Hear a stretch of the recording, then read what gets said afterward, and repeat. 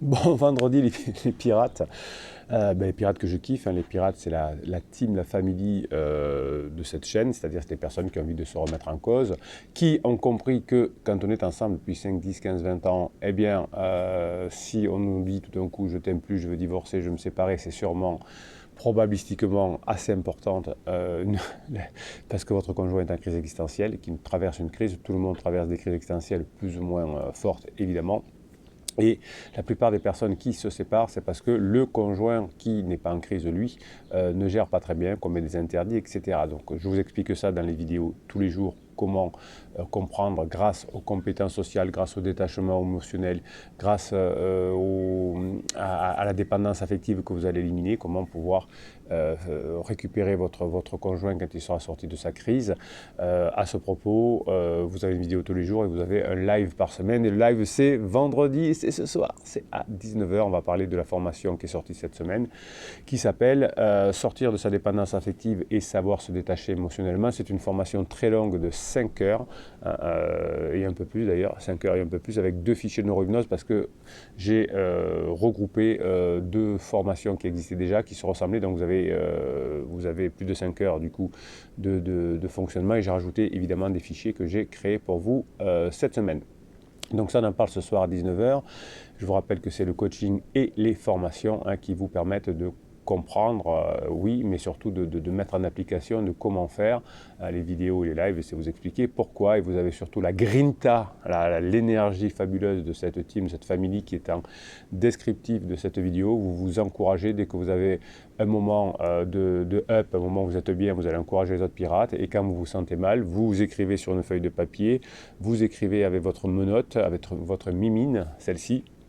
Et puis une fois que vous avez tout écrit, vous allez tout déchirer, vous allez brûler le papier, vous allez le mettre aux toilettes, vous allez le planter sur un arbre, parce que vous voulez, vous tapez dans un punching ball, et ensuite ça va mieux, vous allez vous remplir de la grinta positive des autres pirates, et vous allez même leur mettre un petit mot quand vous aurez vous aussi cette grinta, grâce au fait que vous aurez enlevé votre côté flippé et que vous aurez retrouvé toute votre énergie. Vous augmenterez vos chances de réussir tous vos objectifs dans votre vie si vous avez une grinta, si vous avez de l'humour, si vous avez de la légèreté, si vous avez des compétences sociales. Si vous avez des compétences sociales aujourd'hui dans notre monde, tout est lié aux compétences sociales puisqu'on est de plus en plus en interaction. Mais si vous savez vous détacher des émotions, si vous savez avoir un équilibre émotionnel, si vous savez utiliser votre préfrontal, si vous savez être patient, si vous savez être léger, si vous savez retrouver votre côté masculin ou votre côté féminin ou équilibrer les deux, eh bien vous aurez beaucoup plus de chances de vous en sortir. Alors aujourd'hui, on va parler de personnes qui sont revenues ensemble et qui n'ont pas travaillé sur eux et qui se sont séparés. Alors on va prendre l'exemple de plusieurs stars, entre guillemets, des personnes connues, pour vous donner des exemples. Et on va voir que, évidemment, même si on n'a pas travaillé sur soi, on peut quand même revenir ensemble, mais si on n'a pas travaillé sur soi, on va revenir avec les mêmes travers et on risque fort de se reséparer.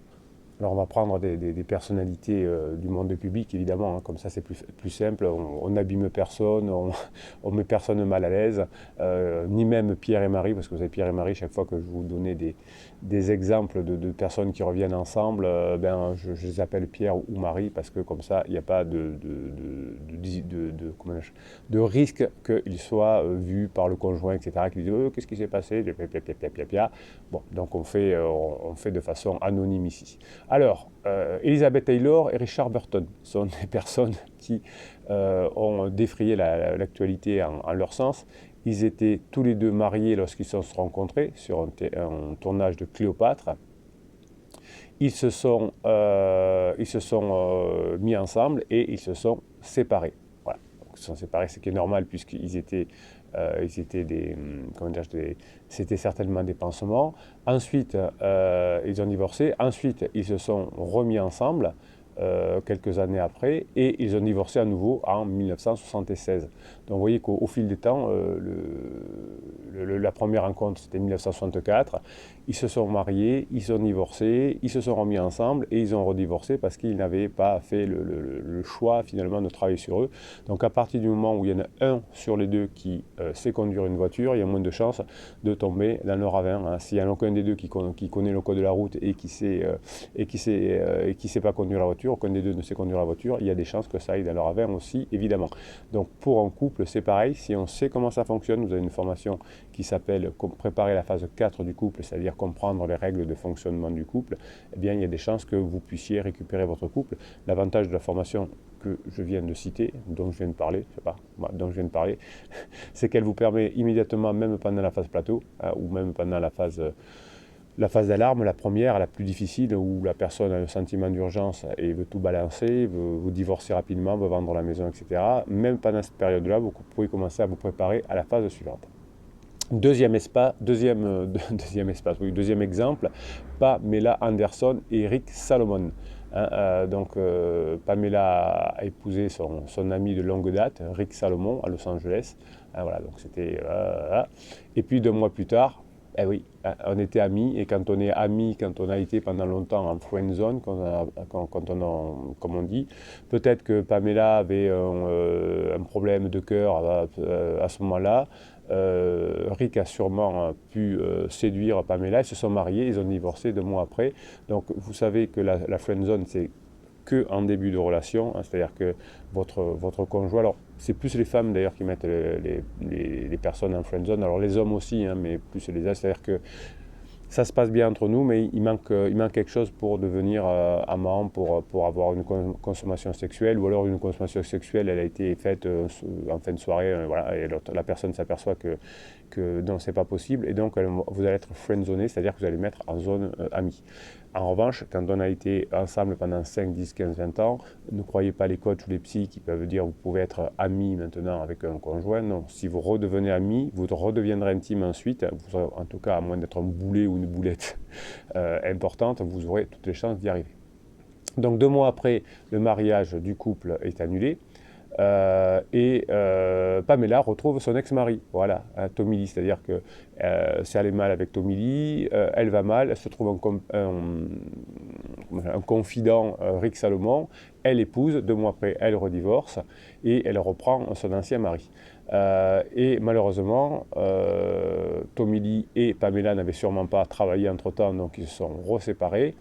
Et finalement, Pamela et Rick vont encore se remettre ensemble, donc c'est les phases de rebond du pansement. Ils vont se remarier, hein, Pamela et Rick. Donc les 2 pansements, Pamela et Rick se remarient, et ils redivorcent 6 mois après. Donc vous voyez que les stars ne font pas les choses à moitié, hein. Votre conjoint, sûrement, il ne se marie pas tout de suite avec pansement, heureusement, mais vous voyez qu'on a ces phases rebond. Donc Pamela et Timmy, c'est ça, on se sépare, donc on prend pansement, il éclate, on se remet avec l'autre personne, mais comme aucun des deux n'a travaillé, ça répète, et on se remet avec pansement, et c'est des rebonds, etc. Donc pensez à bosser sur vous là tout de suite, utilisez la formation de cette semaine pour sortir de la dépendance affective, pour savoir vous détacher, pour qu'une fois que vous allez revenir ensemble avec votre conjoint, hein, évidemment vous sachiez gérer les choses. Mélanie Griffith et Don Johnson. Mélanie Griffith avait 14 ans et Don Johnson en avait 22, ils se rencontrent sur une activité professionnelle, ils tournent un film, comme c'est bizarre. Alors, ils se fiancent à 18 ans, quand elle a 18 ans, Mélanie. Ils se sont enfuis à Las Vegas pour se marier en 1976. Et effectivement, comme ils étaient très jeunes et qu'ils ont été pendant 4 ans amis, qu'est-ce qui se passe? Le mariage, hein, la relation pansement, puisque là c'était certainement un pansement, ne dure que 6 mois. Ils se séparent, hein, Mélanie a des enfants avec d'autres personnes, et à un moment donné, ils se retrouvent, parce qu'ils sont mal à ce moment-là, les deux sont mal, ils se retrouvent, et comme c'est des stars, ils se remarient, hein, les pansements se remarient. Et qu'est-ce qui se passe? Eh bien, le deuxième mariage ne dure pas non plus, et ils redivorcent. Vous voyez le mécanisme. Les stars, c'est intéressant parce qu'on voit bien les mécanismes mariage, remariage, parce que ça fait les choux gras de l'actualité. C'est vous les choux gras de l'actualité. Mais pour votre conjoint, c'est pareil, il a un pansement, ça finit par péter, il revient avec vous. Si vous faites ce qu'il faut, vous restez ensemble. Sinon, on revient avec pansement ou un autre. Natalie Wood et Robert Wagner. Alors c'est en 1956. Donc vous voyez que les pansements, les crises existentielles, hein, ça ne date pas d'aujourd'hui, ça a toujours existé. Alors, Natalie Wood et Robert Wagner ont été installés dans un studio hollywoodien pour faire de la pub, quoi, hein, pour faire un film. Un an plus tard, ils se marient. Donc c'est un couple adulé d'Hollywood à l'époque. Et qu'est-ce qu'ils font? Ils divorcent parce qu'ils se sont rencontrés dans le rôle au boulot, entre guillemets, même si c'est des films, etc. Et ils finissent par divorcer puisque c'était certainement le pansement. Ils se marient chacun de leur côté, ils déménagent, etc. Ils se remarient en 72. Donc vous voyez qu'on peut divorcer, on peut se remarier. Et cette fois, puisque c'était quelque chose qui était plus solide, le couple reste marié jusqu'à la mort tragique malheureusement de Natalie Wood. Si vous en souvenez, c'était en 1981. Donc ils ont quand même passé 9 ans ensemble après s'être remariés. Donc si vous voyez que plein de personnes divorcent et se remarient, ce n'est pas le problème. Quand j'entends dire une femme qui divorce ne revient pas ou des choses comme ça, je vous en donne plein, mais il faut quand même bosser pour garder son couple ensuite. Elon Musk et mademoiselle Riley Talula de son prénom, qui est une actrice, et Elon Musk est un homme d'affaires beaucoup plus âgé, beaucoup plus mature. Ils se marient en 2010 et ils se séparent 2 ans plus tard. Donc voilà, ce furent des années incroyables, dit Elon Musk, je vais y arriver. Je t'aimerai toujours. Et puis 1 an plus tard, ils se remarient et puis ils divorcent en 2016, puisque finalement on revient ensemble quand même, mais si on n'a pas fait ce travail-là, on peut redivorcer. Donc vous voyez que le travail, les formations, les coachings, la communauté, la team, la famille est super important. Allez, je vous donne encore un couple qui a divorcé, qui s'est remarié. Toutes les semaines, je vous en donne, presque tous les jours sur Telegram. Alors Telegram, c'est l'application Telegram. Vous tapez Canal Bruno Marshall, et vous avez en descriptif de cette vidéo aussi comment on va sur l'application Telegram. Et vous avez évidemment en descriptif de cette vidéo, sous cette vidéo, comment accéder au catalogue des 70 formations et au coaching évidemment. Si vous voulez récupérer votre conjoint, vous allez certainement pouvoir le récupérer si vous travaillez plus sur vous, vous allez augmenter les probabilités, mais surtout, si vous revenez ensemble et que vous n'avez pas bossé, vous risquez de faire comme ces exemples-là. Allez, on en prend un petit dernier, mais il y en a d'autres, je vous en prendrai d'autres si vous voulez. Barbara Walters et Merv Adelson, journaliste de télévision, producteur hollywoodien, Merv. Et il a écrit The Wallstone, etc. Bon, il s'est marié pour la première fois en 1981 et il divorce en 1984. Il se remarie dans une cérémonie officielle 2 ans plus tard, en 1986. Donc, et là, déclaratif, ce sera toujours comme ça. Merv est une personne merveilleuse, est une chose parfaite, je l'aime pour toujours, etc. Et il redivorce en 1992 parce qu'ils n'ont pas compris comment fonctionne le couple, on va le dire comme ça. Voilà, écoutez, vous voyez que vous n'êtes pas les seuls, même les stars ont des difficultés de couple, même les stars divorcent, même les stars se remarient, mais si on se remarie, il faut avoir fait du boulot, c'est comme si on monte à 2 dans une voiture, aucun des deux ne sait conduire, on clash la voiture, quelques temps après on rachète une voiture, on remonte dedans sans savoir la conduire et on risque de se reclasher. En revanche, si entre-temps, il y a au moins des deux qui a appris à conduire la voiture, passe son permis, eh bien il y a des chances d'y arriver. Donc on va passer son permis de couple. Qu'est-ce qu'on va faire là? On va lire quelques télégrammes. Les télégrammes, c'est l'application Telegram dont je vous parlais il y a quelques minutes. C'est un outil de communication, c'est un outil de grinta pour la team family. Donc je vais vous lire quelque chose. Alors vous me les envoyez toute la journée sur mon WhatsApp et je vous le mets sur Telegram. C'est pour vous donner des cours de grinta. Et ensuite, je tirerai au sort un commentaire sous une vidéo que vous écrivez, parce que c'est là où vous vous fortifiez, vous vous donnez un coup de main, les pirates adorés, et puis j'en ferai un petit mini coaching. Pensez que jusqu'à la fin décembre, toutes les vidéos sont visibles en direct tous les matins à 7h45, donc vous pouvez le matin, en regardant la vidéo du jour, vous écrire entre vous, vous remonter le moral, vous mettre un coup de boost, dire ce qui va bien, dire comment ça va bien avec les formations, etc. Vous allez vous régaler. Allez, on se fait un petit tour sur Telegram et ensuite on se retrouve encore une fois sur les commentaires de YouTube pour tirer au sort un commentaire et en faire quelque chose où on va se régaler. Allez, Churchill, qu'est-ce qu'il nous a dit Churchill? Vous n'arriverez jamais au bout du voyage si vous vous arrêtez pour jeter des pierres à chaque chien qui vous aboie. Pas mal. je vais vous expliquer ce que j'en comprends en tout cas. Vous n'arrivez jamais au bout du voyage si vous vous arrêtez pour jeter des pierres à chaque chien qui vous aboie. Moi je dirais que c'est le déclaratif, le chien qui aboie. Si chaque fois qu'on a un déclaratif, c'est fini, je ne reviendrai pas, la semaine après je reviens, je ne te ferai plus jamais de bisous, et puis je fais des bisous, etc. Si on s'y arrête chaque fois, hein, on n'arrivera jamais au bout du chemin. Donc, comme disait Churchill, on ne tient pas compte du déclaratif, on ne jette pas, on ne s'arrête pas pour jeter des pierres à un chien qui aboie, on passe, on continue, on a notre objectif, on badine, on a de l'humour, on a de la sexualisation, et on sait qu'on va y arriver si on fait ça plus probabilistiquement.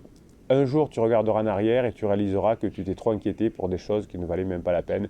Oui, effectivement, tous les couples traversent des crises, tout le monde traverse des crises existentielles et on s'est affolé un peu pour rien. Si on a fait ce qu'il faut, si on n'a pas fait trop d'interdits, si on en a profité pour devenir la meilleure version de soi-même en apprenant des choses, tout s'apprend. Hein, la dépendance affective, régler sa dépendance affective, ça s'apprend. Se détacher, ça s'apprend. Être plus léger, ça s'apprend. Avoir de l'humour, ça s'apprend.